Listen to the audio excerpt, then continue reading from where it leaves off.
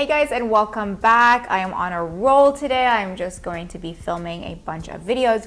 Today's video is about a chit chat about why I refuse a sponsored content opportunity. So this was going to be a really great opportunity for me. They were willing to pay me, not a whole lot of money to be honest, for the amount of work that I was gonna put in, but I really wanted to share with you why I refused this and what you guys think. Do you follow people who who are sponsored by companies? Do you buy their things, or do you prefer when people are not sponsored?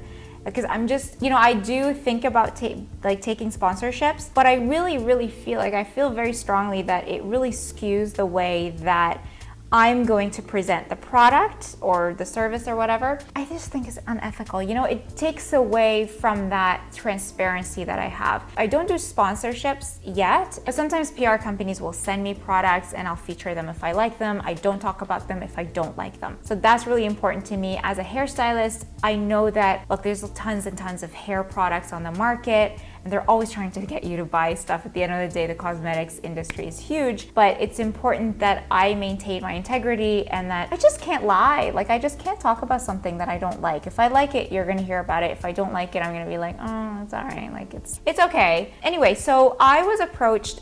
So let me introduce myself first. My name is Lina. I'm a hair cutting specialist, and if you want to connect with me, you can go to Instagram at Lina Does Hair. I just changed my Instagram handle. And thank you for 4,000 plus subscribers. Okay, so let's chat about this. So I was approached twice to work with a huge brand, and they said like, hey Lina, we have a toner that we just came out with and we want you to try it. We saw your videos, we like that you do tutorials and stuff, and we want to send it to you, and would you be willing to work with us? And I said, yeah, sure. Oh my God, I was so excited. I was like, for sure, yay. And they're like, this is what we're willing to pay you. And I was like, okay, cool, yeah. And then I didn't hear back from them. They just completely ghosted me. And then I hear from them like 3 months later, I think, and they're like, hey Lina, we're wondering if you're still interested in working with us. I was like, what the? Okay, so that's impression number one, is like, that wasn't very nice.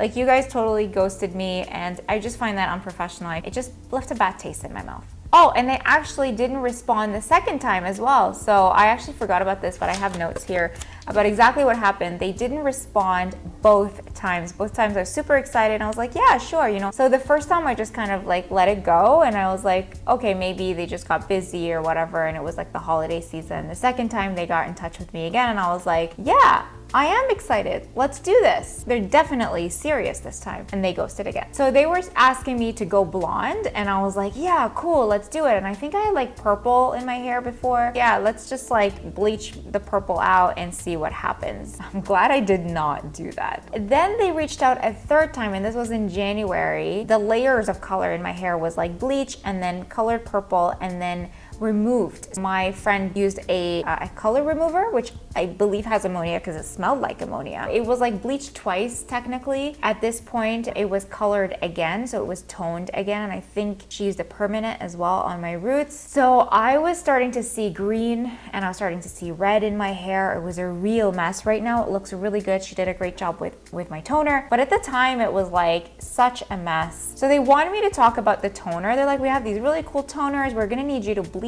your hair and then apply the toner and talk about it. At this point, my hair was so fine and weak and fragile. It was like breaking, and I was like, if I do this and I start bleaching it, I am going to go bald. Like, my hair is just gonna fall out completely. My hair is already super fine to begin with. I was thinking like maybe I could just go back to a pixie. I could shave my head and then, try something cool, but I really didn't want to. I wanted to grow out my hair, and now I'm finally growing out my hair and it's feeling really healthy. To bleach it would have required a pro, and it would have taken hours. Honestly, like at this point, because it had gone through so many layers of color and processing, the best thing I would have done for my hair was to have a professional do it. I'm making this video to let you guys know to not bleach your hair at home. Coming from a professional who I can technically bleach my own hair at home, you need someone to see the condition of your hair before you put that ammonia on. And the reason is I would have ended up with tons and tons of banding because there's so many layers. The purple color, which is the Joico one, it's called Amethyst, the one that I was using before, was a metallic salt color, I think they call it. So it was like, it just deposited really funny colors. I preach hair health. I'm all about healthy hair. I want you guys to have healthy hair. I want to have healthy hair. I want everybody in the world to have healthy, long, beautiful, gorgeous, shiny hair with no split ends that you can enjoy. Like, I want you guys to enjoy